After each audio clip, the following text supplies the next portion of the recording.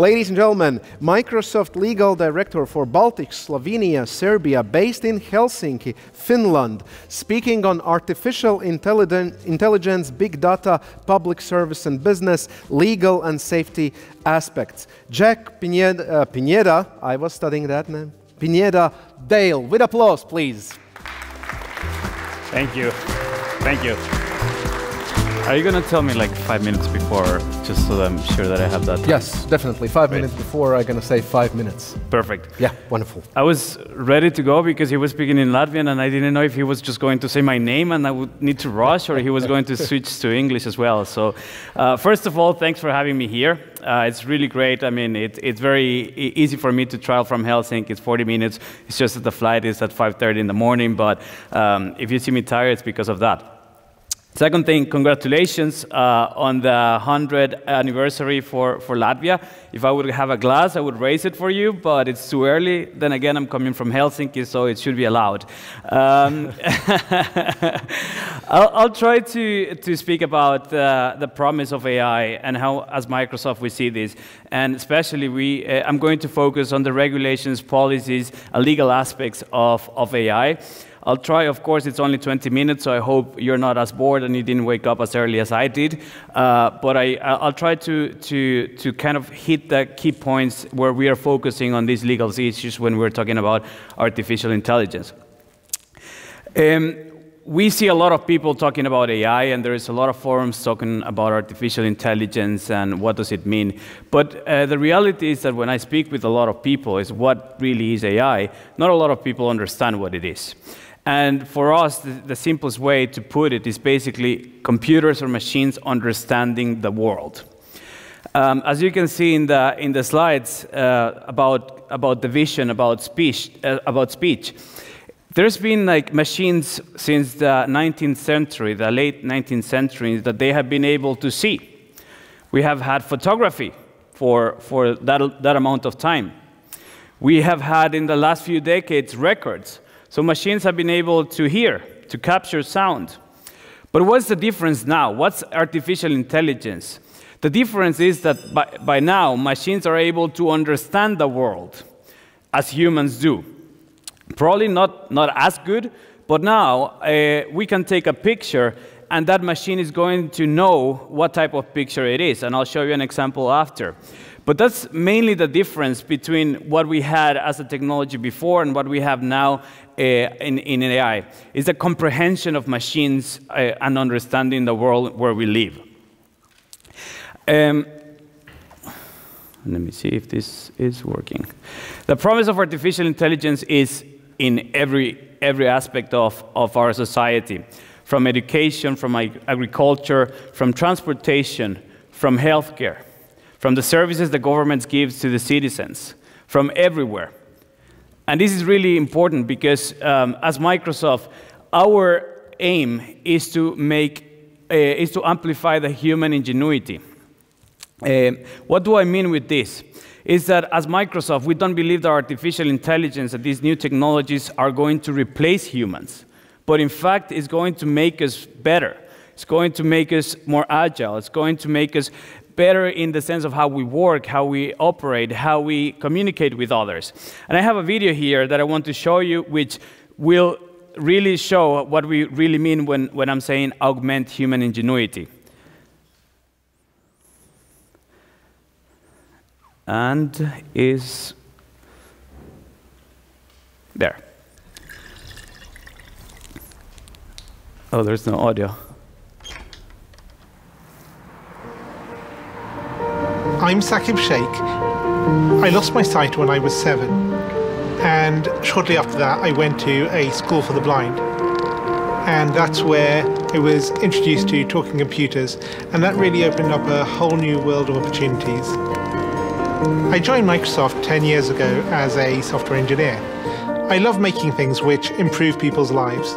And one of the things I've always dreamt of since I was at university was this idea of something that could tell you at any moment what's going on around you. I think it's a man jumping in the air doing a trick on a skateboard. I teamed up with like-minded engineers to make an app which lets you know who and what is around you. It's based on top of the Microsoft Intelligence APIs, which makes it so much easier to make this kind of thing. The app runs on smartphones, but also on the Pivot Head smart glasses. When you're talking to a bigger group, sometimes you can talk and there's no response, and you think, is everyone listening really well, or are they half asleep? And you never know. I see two faces, 40-year-old man with a beard looking surprised, 20-year-old woman looking happy. The app can describe the general age and gender of the people around me and what their emotions are, which is incredible. One of the things that's most useful about the app is the ability to read out text. Hello, good afternoon. Here's your menu. Great, thank you. I can use the app on my phone to take a picture of the menu, and it's going to guide me on how to take that correct photo. Move camera to the bottom right and away from the document. And then it'll recognize the text. Read me the headings.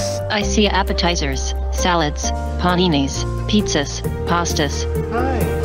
Years ago, this was science fiction. I never thought it would be something that you could actually do, but artificial intelligence is improving at an ever faster rate, and I'm really excited to see where we can take this. As engineers, we're always standing on the shoulders of giants, building on top of what went before. And in this case, we've taken years of research from Microsoft Research to pull this off. I think it's a young girl throwing an orange frisbee in the park. For me, it's about taking that far-off dream and building it one step at a time. I think this is just the beginning. So this is exactly what we mean when we say that we don't intend and we don't believe AI will replace humans, but will just amplify human ingenuity. I'm Sakib Sheikh. I'll move it because it's still talking. But the funny thing is that, or not funny, but the interesting thing is that you can already find this app in your phone. It's called Seeing AI, and let me try to do a demo. Let's see if you can hear.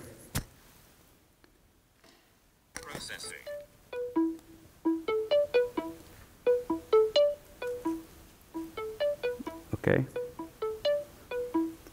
It's creating music. It's just.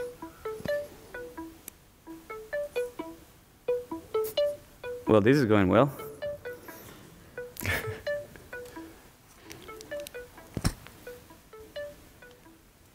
Okay. Now it's stuck. Let me try again. Maybe with light. Processing.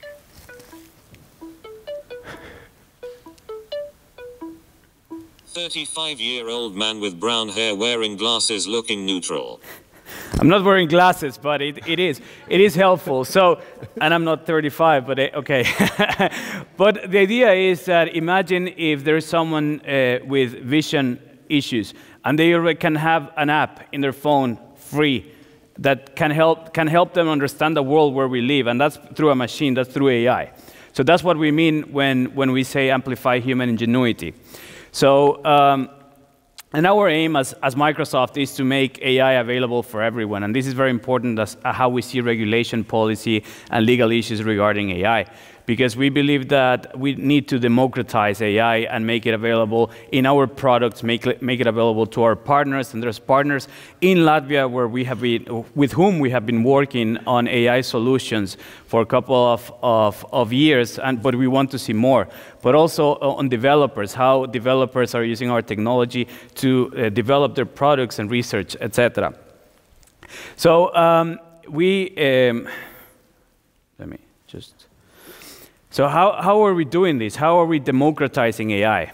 And this is important because, as I said, we believe that this should be a benefit for the whole society. So we have an AI platform, of course, but we are also including AI already in our products. If you have Office 365, you can already go and there is a design option which PowerPoint shows you what are the nice ways in which you can put your presentation. That is based on AI. there is a check now in which you can check for accessibility. That means that if you check that, your presentation or your document is going to be accessible ready. So for people with disabilities, and that's using AI already. So these are the things that we need to think about when we are talking about democratizing AI. And of course, business solution. As I said, we have been working with a couple of Latvian companies as well on AI solutions, which is great to see, but we want to see even more. And when we go to the principles and regulations and legal aspects of AI, as Microsoft, we believe that there are 6 principles that should be a base for developing, researching, and for broadly deploying AI. And these are the 6 principles which we call ethics of AI. The first one is fairness. And I'm going to go very quickly a deep dive on those, but the second one is reliability and safety. The third one is privacy and security. The fourth one is inclusiveness. And all of these, we believe that they are based in foundational principles, that is transparency and accountability. But what do we mean with fairness? With fairness, what we're talking about is that the AI systems that we are creating and AI solutions that we are creating, and by we mean everyone, should be fair in the sense that there is no biases included in there. And that might be something that everyone would say, of course, if we create AI, it shouldn't have any bias. But that's not so easy to do. Why? Because to create AI, you need data. You need massive amounts of data to train systems, to teach them patterns. The systems need to understand that data. And as humans, we have biases, unfortunately. There is sexism, there is racism, there is a bunch of ugly stuff that we do, and we either voluntarily or involuntarily, we already create. So the data that we train those AI systems, we need to make sure that there is no biases included there.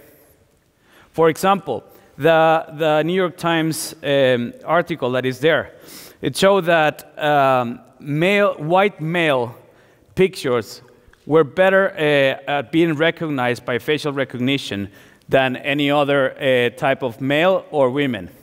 And what's the reason for that? It's not because any tech company wants to create a technology like that. It's just because of lack of data. Another funny example is that there was a study in Israel in which there were 3 people that were in prison who were going to go to a judge to see if they would get parole or not. And they did an analysis. 2 were Israelis, 1 was Arab. By the same crime, same time, basically similar circumstances. The judge ruled differently for each person. And then they started to analyze. Is it because 2 were Israelis and 1 was Arab? And then they realized, no, because he judged differently for the Israelis as well. So what happened? What happened is that when they started to analyze all the cases of the judge would be more liable, give more leeway when it was in the morning, because he had already had his breakfast and he wasn't tired. So those are the biases that we don't really think about. I mean, the judge wasn't doing anything bad because he was voluntarily thinking about it. It's just because it is what it is. He was hungry during the lunch, so he would say, like, no, this person is not going to go out of jail. So that's what we're talking about, fairness. When we're talking about reliability and safety, there's a picture here of an autonomous or driverless car. What we're talking here is that we need to make sure that AI systems are reliable and safe. There needs to be a human oversight all the time. Even when AI systems are deployed, we need to make sure that there is a human supervision that is checking how is the performance of those AI systems. For example, in this picture, if there's a car that is being autonomously driven, and there is a situation that they don't know how to, the car doesn't know how to act, it should give control back to the human, so that the human can take control of the car and avoid that situation, or just the car needs to immediately pull over of the road to avoid any safety concerns. Privacy and security, of course, everyone has heard about GDPR. And we, as Microsoft, we believe that GDPR is setting or raising the bar for everyone in the world, for every region, for every country in the world. And that's why, as Microsoft, we have included the rights and obligations for the people that Europeans have across the world. That means that all of our products have the same guarantees that Europeans have. Either you are an American, or you're from Asia, or you're from Latin America. Because we believe on the privacy, and it's very important when you're developing AI. People need to know what is the data that you're collecting of them. When we talk about inclusiveness, we also need to ensure that the AI systems that we're developing are closing the gap for people with disability. We don't believe that AI should be just for an elite people from the society, but we believe it should help the whole society as such. The example I showed you in the video and the app is one of the ways that we can do that. But small things like the PowerPoint presentation that I told you, in which you can check for accessibility, we need to make sure that people are closing the gap. The people with disabilities, we're closing the gap for them as well. There are around, if I'm not mistaken, 2 billion people in the world with disabilities. Some are obvious, some are not. So if you're colorblind, for example, and someone has a presentation that is not accessible already, you're not going to understand anything because you're probably not going to see it well. And that's what we're talking about, inclusiveness. And then the underlying principles of transparency, in which we need to make sure that whenever we are developing AI system solutions or broadly deploying AI, we need to make sure that the users know what they are using. Why is an AI system working like that? And we need to ensure that the data that is being trained and used is also transparent enough. And the last principle is accountability. For the people that are developing, researching on AI, they need to be accountable for what they deploy, for what they create. If companies and people that are developing AI are just throwing out projects and programs, etc., without any accountability, that is a big issue, and that could create legal liabilities that are not foreseen. As Microsoft, we work with our partners, we work with our customers to make sure that everything that we're deploying that has AI is done in an accountable way. And last but not least, I do want to talk about AI and the future of work as well. I think this is a topic that is recurrent when we're talking about AI. And the reality is that today's workplace has changed. There is an economy, on-demand economy, if we can call it like that. What do I mean with that? Is before, if a company wanted to create a website, you would hire a person either for 6 months or for a year to do that, and it would be your employee, or it would be in the IT department or something else. Now you can just say, like, I don't know how to code this part of the website or of this app. Let me hire someone from Spain just for that person to write this specific line of code, and he doesn't need to be my employee. And the guy is probably in the beach somewhere in Spain just creating that code and is going to send it to you. But that's the on-demand economy where we live now. And that also means that everywhere you can just work. Because you don't need to be necessarily there in a company to be doing a job. But at the same time, AI is changing the nature of our jobs. I've put some examples there of jobs that weren't there even 10 years ago. For example, virtual space designer. I don't think anyone here has met anyone who is a virtual space designer, or a biohacker, a trainer for autonomous cars, or an IoT data analyst. These were things that were unthinkable of 10 years ago. But these are also the opportunities that AI brings. But at the same time, that means that we need to skill our workforce. We need to focus on the current workforce, but at the same time, the future workforce. And we need to make sure that everyone has the skills to be able to keep up with AI, and that no one gets left behind by AI as well in that sense. So they benefit, but they also work on AI solutions, AI systems, etc. And let me just go one more. As such, we have created... Did I go back? As Microsoft, we have also started a partnership for AI 2 years ago with several companies. There's now 50 companies in which we believe that there is a lot of good work that we're doing there in which we need to, because we believe that we need to develop and share best practices.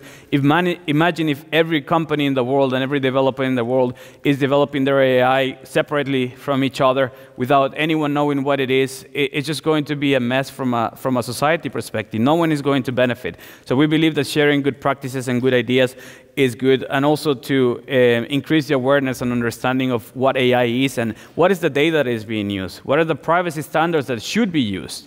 There are companies there that might not be having standards when collecting data. It could be that in the EU or not in the EU, but those are the things that we need to raise awareness on as well. And we need to provide an open platform for discussion between government, between companies, between the civil society, between academia, so that everyone in the society is part of these discussions when creating regulations or laws about AI and collection of data, about safety, etc.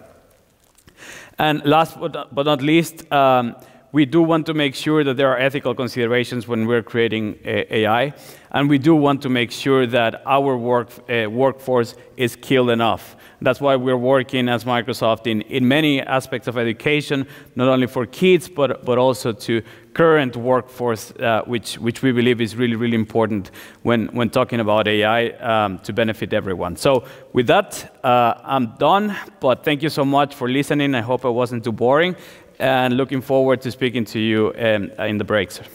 Thank you. Thank you. Thank you very much. Please stay for a couple of minutes. Yeah. We have a couple of questions also through short text message in Latvian. I'm going to translate you in English. Okay. So if I'm going to be a clumsy in a way, that's because I'm translating on the go. You can always use Bing Translator. Well, you know, I trust my brain, yeah. more or less. The first question, in fact, is there are so many technological trends and prognosis around the world. What can you, as a Microsoft representative, so be careful, as a Microsoft representative, can say, definitely 2025 we're going to see that on the streets or in the cities, like a definite thing that's going to happen, which is not prognosis anymore, but you're totally sure this will be in Riga or Cesis or Helsinki in a year 2025? Okay, AI. That's the answer. No, I mean, it's a very broad question, because we can be talking about anything from transportation, from environment, from anything. But at least personally, I believe that autonomous cars, in one way or in the other one, I think very many cities in Europe have already been testing buses, for example, that are driverless. I think that we will be looking at that more broadly.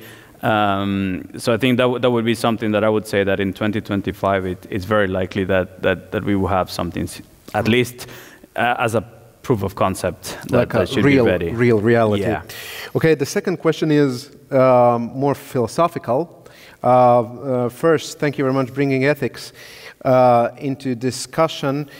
I truly believe, we have optimists here, I truly believe that with the help of technologies we can deal with all the issues on the planet now already, including poverty. Why it's not happening? That's a pretty good question, actually. And as Microsoft, and Microsoft's position is to, as I said, democratize AI. And that's why we have several projects and programs how AI can benefit society.